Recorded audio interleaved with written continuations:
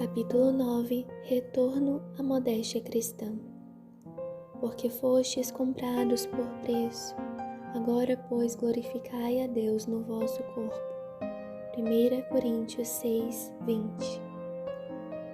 Vincent Alsop fez esta observação: a presente geração está lamentavelmente intoxicada com inovações e tristemente afastada da seriedade das gerações passadas. Isso não pode ser negado, ocultado, defendido, nem, eu temo, melhorado. Até os filhos de Sião foram contagiados pela epidemia. De modo semelhante, uma epidemia de imodéstia infecciona a igreja hoje. Os princípios pelos quais muitas roupas de banho não passam no teste de decência devem ser aplicados a tudo que vestimos. Precisamos compreender que algumas roupas realmente não cobrem. As roupas apertadas tornam visíveis as formas do corpo que está por baixo, da mesma maneira que o fazem as roupas de banho. Enquanto não devemos nos envergonhar do corpo propriamente dito, como se este fosse uma coisa má, temos de cobri-lo para preservar a santidade da mente e do espírito, especialmente na adoração coletiva ao Deus Santo.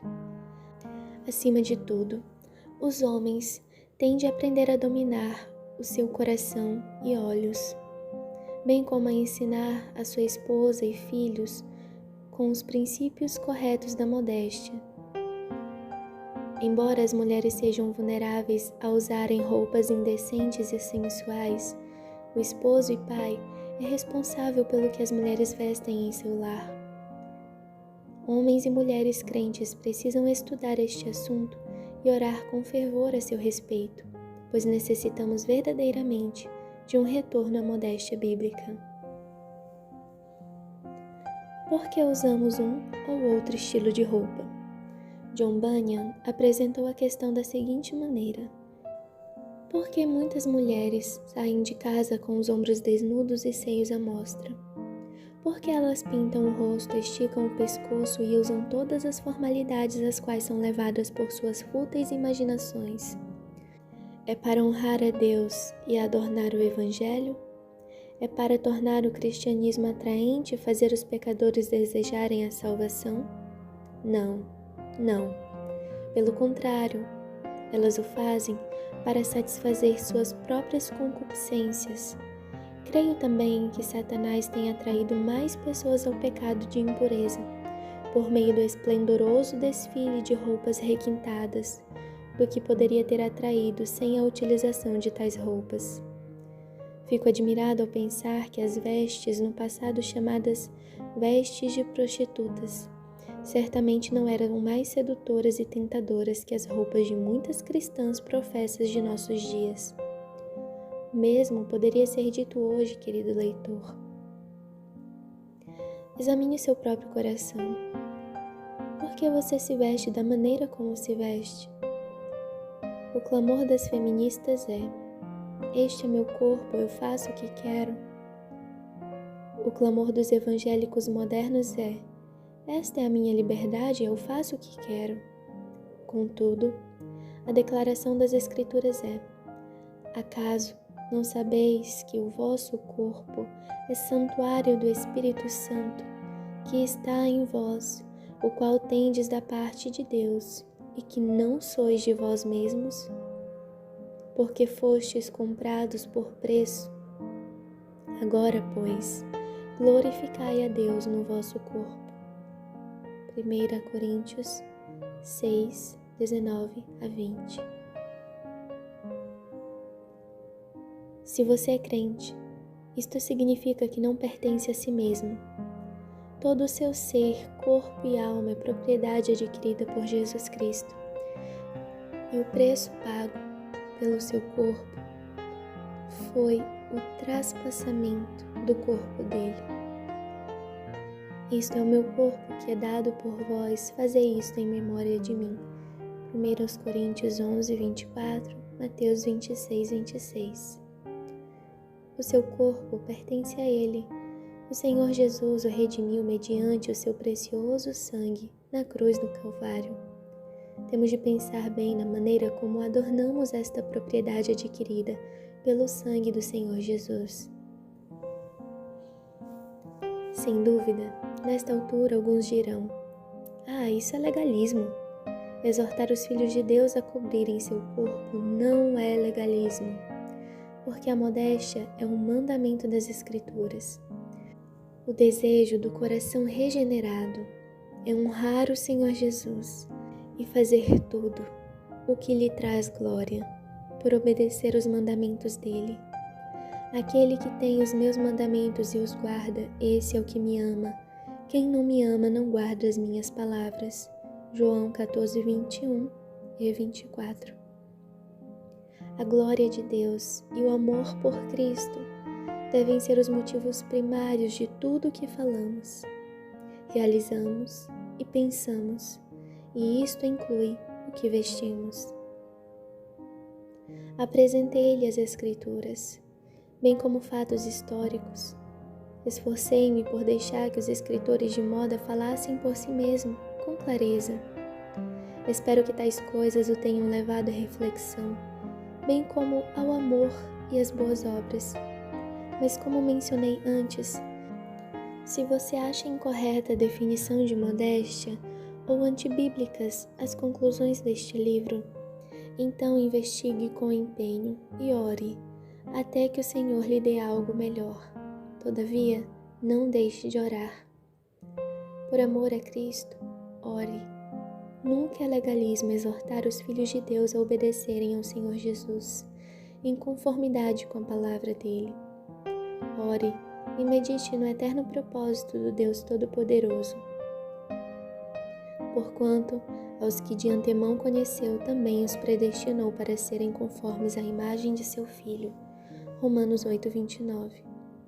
Esta terra e todo o universo existem por uma única razão. O Deus da graça determinou salvar seu povo dos pecados deles e torná-los semelhantes ao seu Filho, Jesus Cristo. Ele derramou seu próprio sangue na cruz do Calvário, a fim de pagar o débito dos pecados de seu povo. Tão somente pela fé nele, os pecados do povo de Deus são perdoados por toda a eternidade. Cristo os salva, purifica e os torna semelhantes a si mesmo. E como ele é? Santo, inculpável, sem mácula, separado dos pecadores e feito mais alto do que os céus. Hebreus 7, 26. Então, como governaremos corretamente nossa vida no que diz respeito a este assunto difícil? Consideremos os seguintes princípios. Primeiro, a glória de Deus tem de ser nosso alvo primário. Glorificai a Deus no vosso corpo. 1 aos Coríntios 6, 20.